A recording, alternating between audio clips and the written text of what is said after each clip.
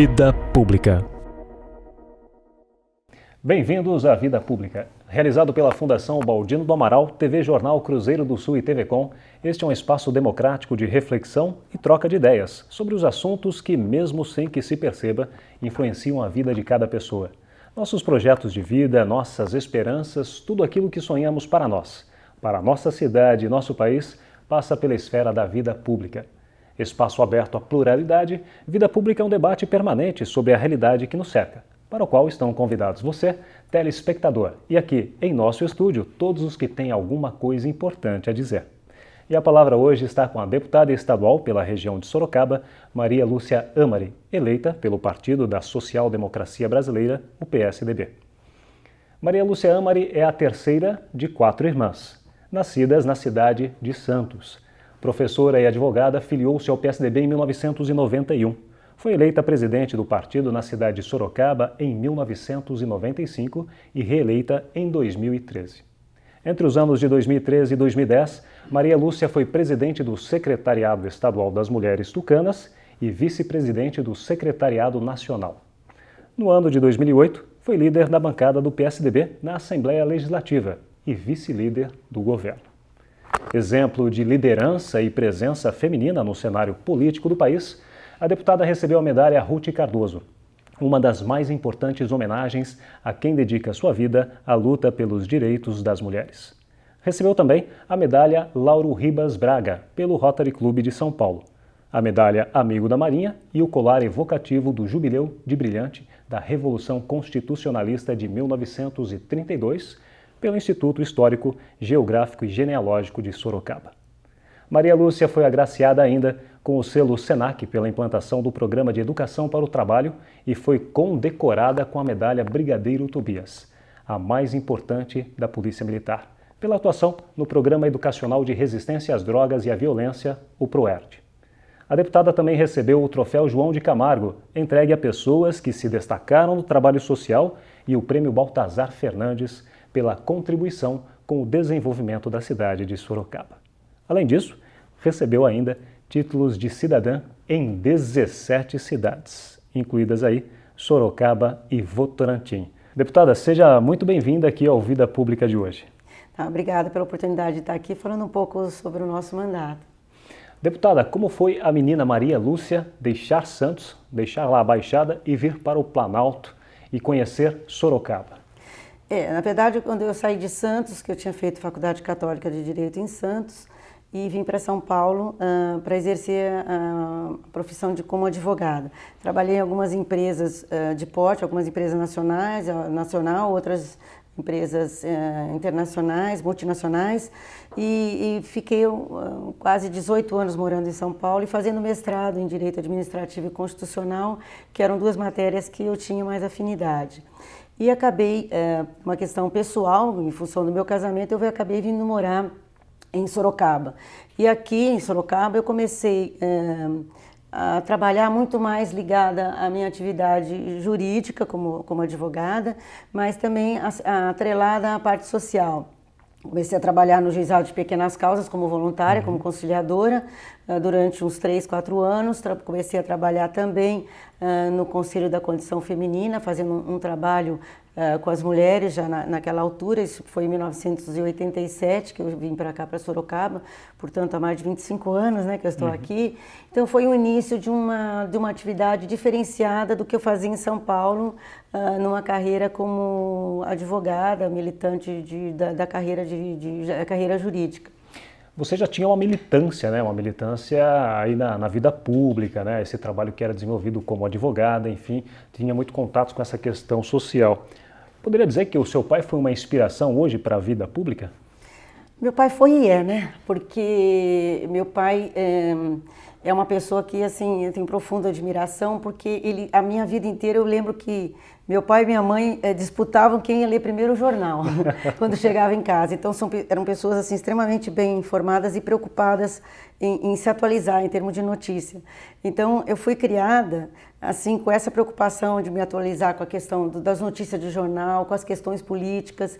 Então isso era um assunto que até hoje com meu pai, nós conversamos sobre política. Então, acho que isso ajuda também a te estimular você participar do processo como cidadã mesmo, mas acho que é importante essa formação que você tem, que já vem de família, para você construir alguns conceitos que são fundamentais, tanto para a vida pessoal quanto para a vida pública.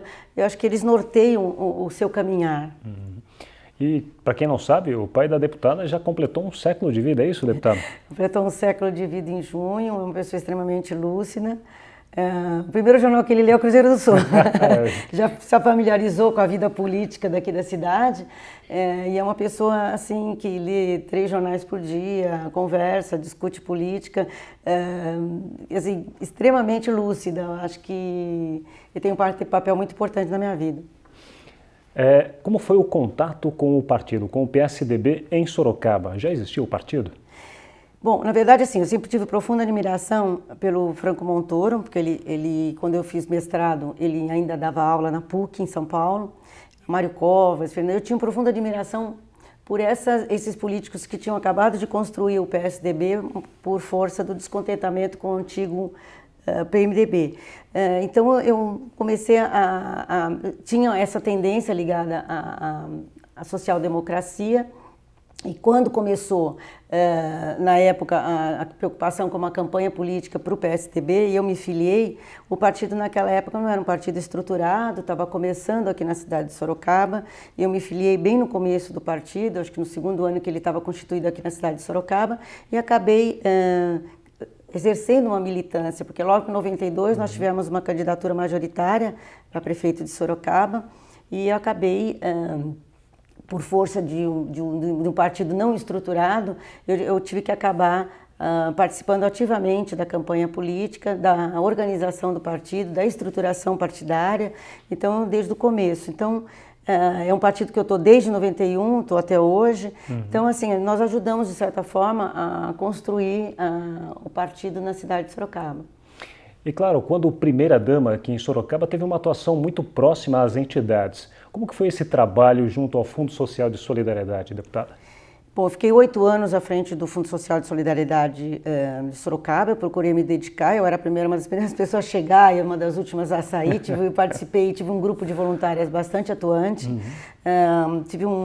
Quando eu ingressei no Fundo Social, nós tínhamos ainda poucos grupos da terceira idade, tinham 2 ou 3 que estavam começando a se organizar, então ajudamos quando eu saí tinham acho que 28 já grupos organizados, participamos de várias campanhas importantes aqui na cidade de Sorocaba, então eu procurei assim fazer a minha parte, né, na área social. Eu acho que quando você faz um trabalho, constrói um trabalho positivo, o chamamento da sociedade civil fica mais fácil. Que as pessoas reconhecem você como uma estimuladora de ação social. Então, a sociedade de Sorocaba é uma das cidades mais beneméritas do Brasil, né? Que tem um maior número de entidades sociais. Então, essa solidariedade, né? Isso é do sorocabano. Então, assim, não foi difícil trabalhar na área social, não pelos problemas que existem e infelizmente vão continuar existindo, mas assim, a sociedade civil organizada de Sorocaba, ela estimula você a ter uma participação mais ativa. E claro, hoje você está no 3º mandato como deputada estadual na Assembleia Legislativa aqui no estado de São Paulo. Como foi esse seu primeiro contato para ser deputada? Quando foi o chamamento do partido? Na verdade, foi em 98, o partido tinha um candidato a deputado estadual, na época que, faltando 3 meses para a campanha, ele achou que não deveria sair e o PSDB, nós temos o prefeito de Sorocaba do PSDB, não seria lógico para um partido no governo, né, não ter uma candidatura a deputado estadual. Então, na época, eu tive que entrar na campanha, me pedindo que eu saísse candidata estadual. Já considerando todo aquele trabalho que você já tinha feito, né? Exatamente. Só que na primeira vez que eu saí, em 98, eu não consegui me eleger, fiquei como suplente. E depois, na segunda vez que eu saí candidata, já passou a ser uma candidatura natural, porque eu já tinha testado as urnas. Aí fui eleita. na primeira vez, reeleita na segunda e novamente reeleita no terceiro mandato. Então, fui presidente do partido. Acho que, na verdade, no primeiro momento as pessoas, queriam saber exatamente como é que eu seria como parlamentar, porque estava acostumada a me ver no Fundo Social de Solidariedade, né? Então eu costumo dizer que assim, as indicações políticas, elas facilitam o acesso, mas não garante a permanência. Você precisa depois provar que você veio. E eu tenho tentado o tempo todo trabalhar para mostrar para a população que eu estou na política como se fosse uma missão. E quanto estiver nela, vou tentar fazer sempre o melhor possível. O primeiro ano como deputada estadual foi em 2002. 2002. Como foi chegar à Assembleia Legislativa? Qual foi a pessoa Maria Lúcia quando chegou e viu aquele seu mandato e o que você teria de fazer ao longo de todo esse período de tempo? No primeiro momento é meio impactante, né? Porque você se vê no meio de 94 pessoas escolhidas para ficar ali, né? Não no sentido da vaidade, mas é um privilégio, uma responsabilidade muito grande, porque você está representando uma região do Porte de Sorocaba e você tem que se preocupar, principalmente mulher, né? Precisa trabalhar o triplo para mostrar metade, né? Então, essa é uma luta que... Infelizmente ainda, né? Infelizmente, nós mulheres ainda temos que fazer isso. Nós éramos muito poucas no primeiro momento, você se preocupa, né? Poxa, como é que eu vou conduzir meu mandato? Como é que eu posso fazer isso da melhor maneira possível? Porque eu não tinha nenhuma experiência legislativa. Então, mas foi assim, extremamente importante a minha formação jurídica. Eu acho que contribuiu muito para que nós pudéssemos ter uma familiaridade com a questão legislativa. E a questão política é uma coisa que vai acontecendo naturalmente. Você vai se articulando, você vai chegando, você vai se aproximando. Eu acho que muito de valer das experiências de pessoas que você admira, que ajudam a construir assim uma formação política que possa fazer com que você possa conduzir o seu mandato da melhor maneira possível. Quando lá na Assembleia Legislativa, quais segmentos você pensou em atuar? Por ser deputada de região, eu percebi de pronto que, além de eu me preocupar com a legislação focada na questão da mulher e na questão social, eu tinha que ser uma deputada globalizada e familiarizada com todos os tipos de segmento.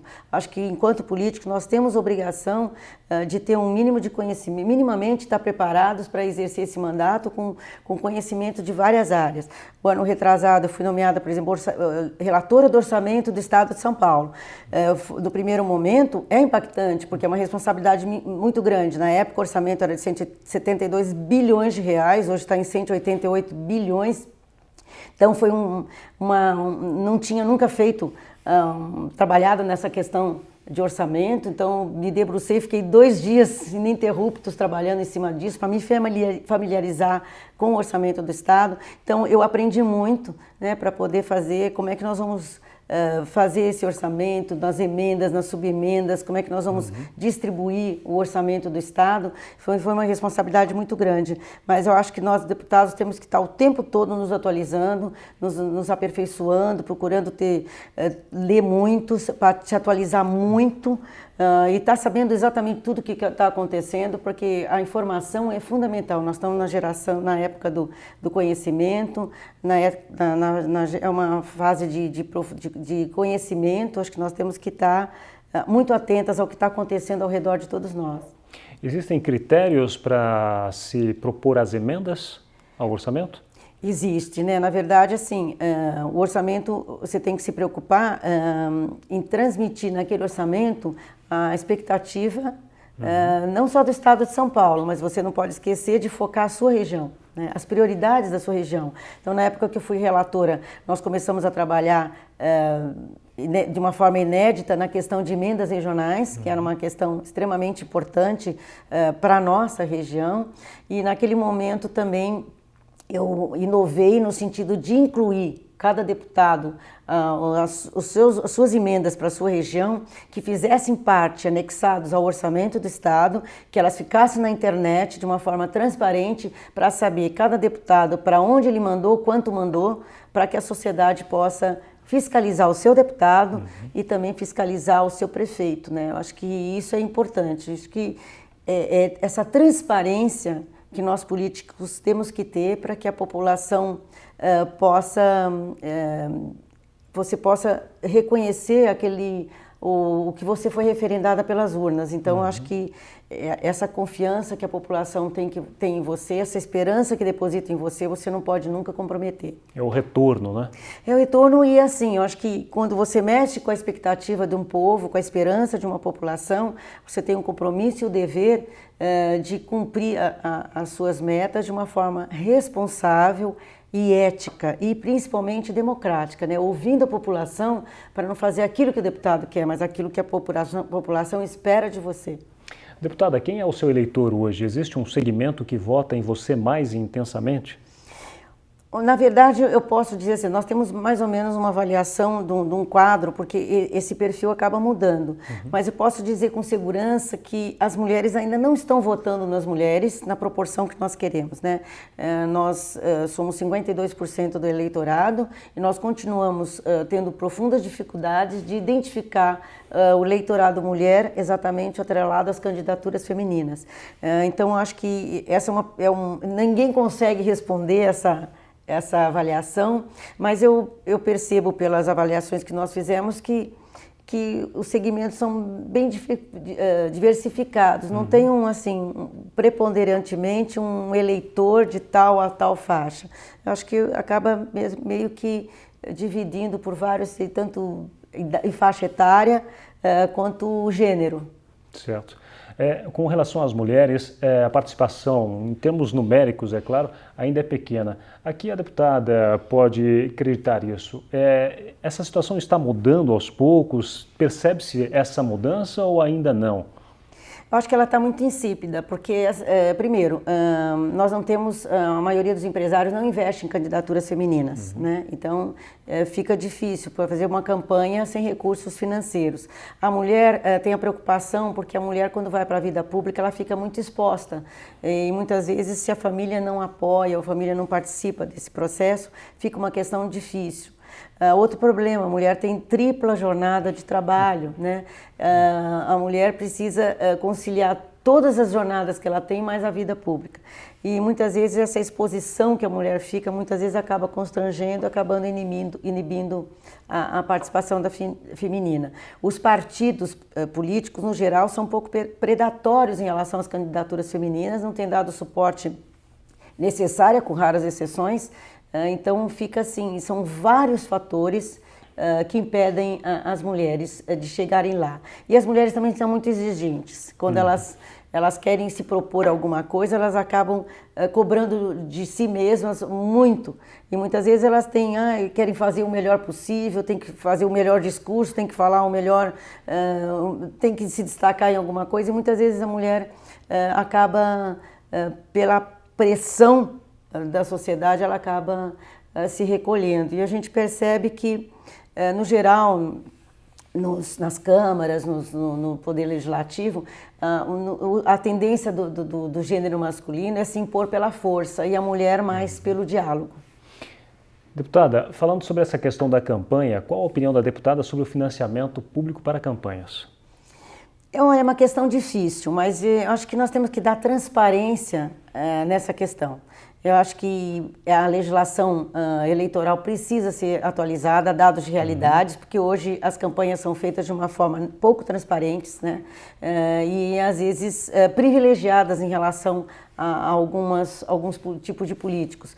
Então, nós temos que, eu acho que, abrir esse financiamento em relação ao financiamento de campanhas, tem que ser de uma forma mais organizada, mais equilibrada. Acho que nós precisamos fazer uma profunda reforma eleitoral no nosso país, reforma tributária. Acho que nós precisamos mudar muita coisa, porque o país, nós mudamos, a população mudou, a sociedade mudou e a legislação não acompanhou a realidade dos fatos. Acho que nós estamos, em termos de legislação, muito desatualizados em relação ao que realmente acontece.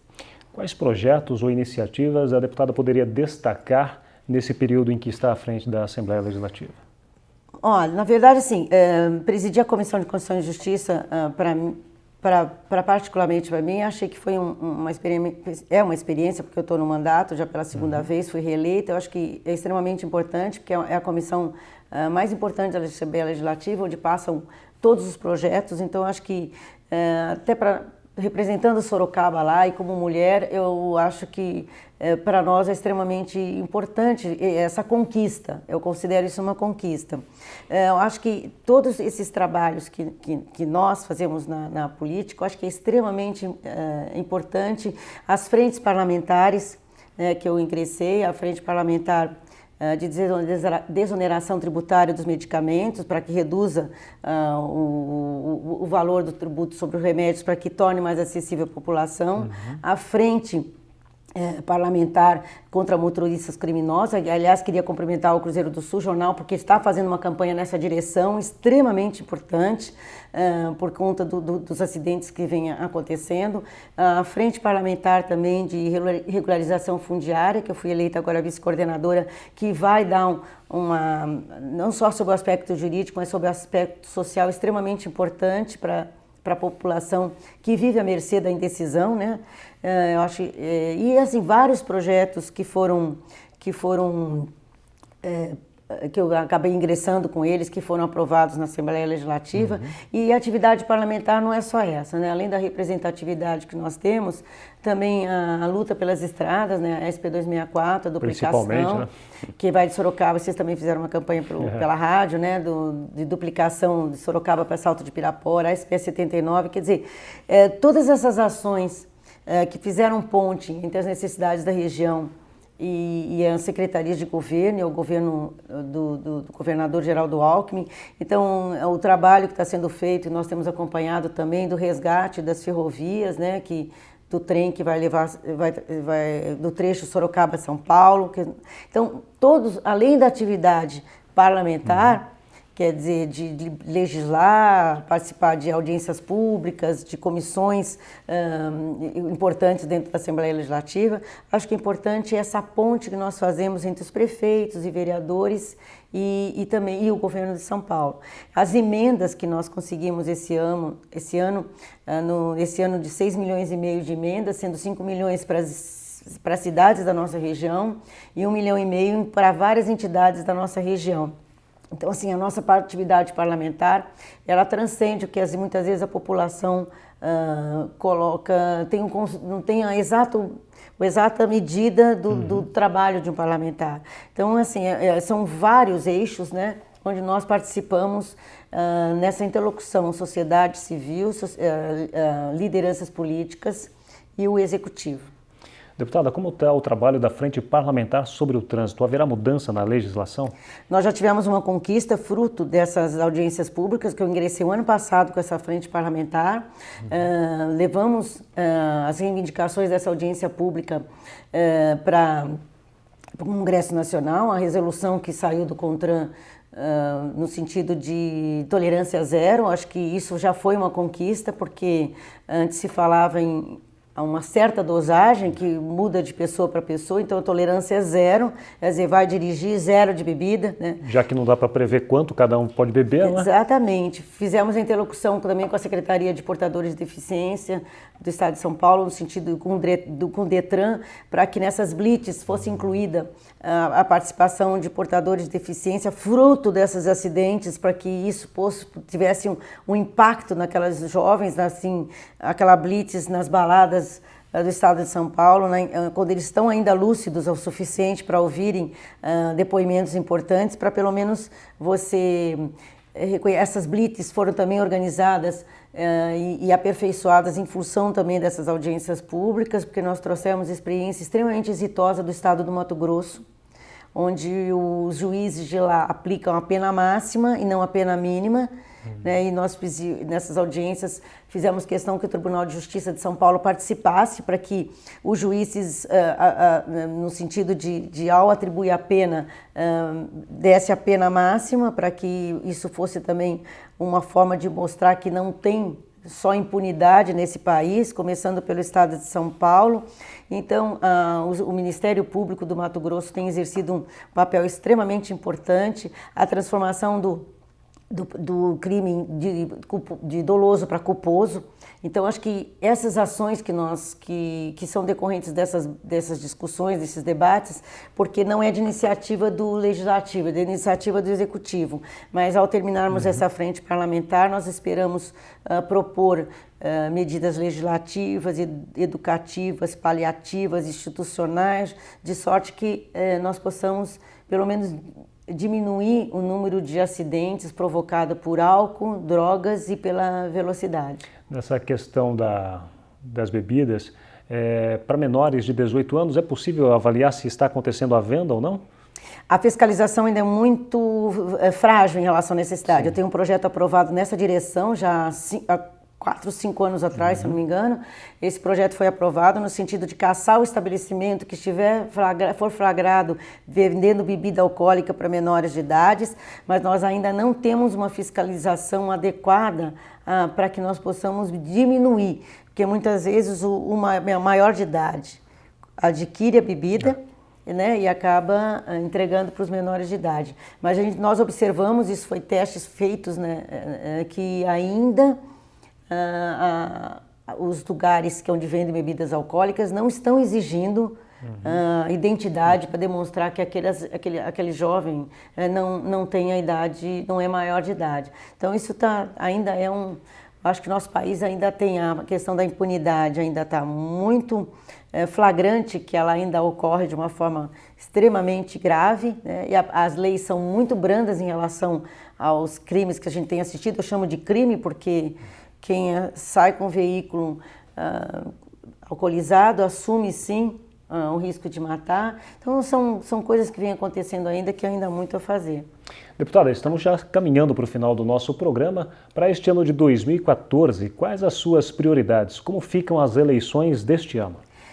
Bom, em termos assim do mandato em si, eu espero continuar dentro da Comissão de Constituição e Justiça, votando o número de projetos, que como nós terminamos o ano zerando todos os projetos, todos que tiveram ingresso tiveram sua decisão na Comissão de Constituição e Justiça na última reunião.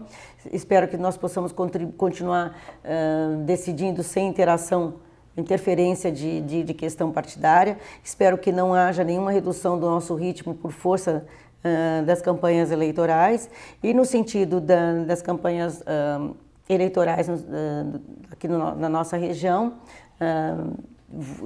estou caminhando por decisão partidária para que saia a deputada estadual para tentar o 4º mandato. Então estamos nos organizando para que esse fato aconteça o ano que vem, mas paralelamente, sem prejuízo do trabalho parlamentar, né, que as campanhas não venham atrapalhar o atendimento da população. A reeleição de Geraldo Alckmin será tranquila? Nenhuma eleição é tranquila, mas nós esperamos que, por todo o trabalho que ele vem demonstrado na nossa região, no estado de São Paulo, pela ética, pela seriedade, pelo modelo de estadista que o governador Alckmin tem feito, uma pessoa transparente, que tem um legado para nós analisarmos do ponto de vista ético, né? Uma pessoa que tem a ficha limpa, tenha demonstrado politicamente, tem ido nas menores cidades do estado de São Paulo. Nós esperamos que a população possa reconhecer esse trabalho, porque nós hoje estamos vivendo num emaranhado de corrupção e nós podemos continuar vendo o governador Geraldo Alckmin dentro de uma imagem de seriedade. Eu acho que isso é a população que deveria reconhecer isso nas urnas, mas vamos trabalhar para que isso aconteça. Nós temos o pré-candidato a presidente pelo PSDB, que é o senador Aécio Neves, que esteve recentemente em Sorocaba, e a candidatura minha estadual e a do Dr. Vitor Lippe, a federal.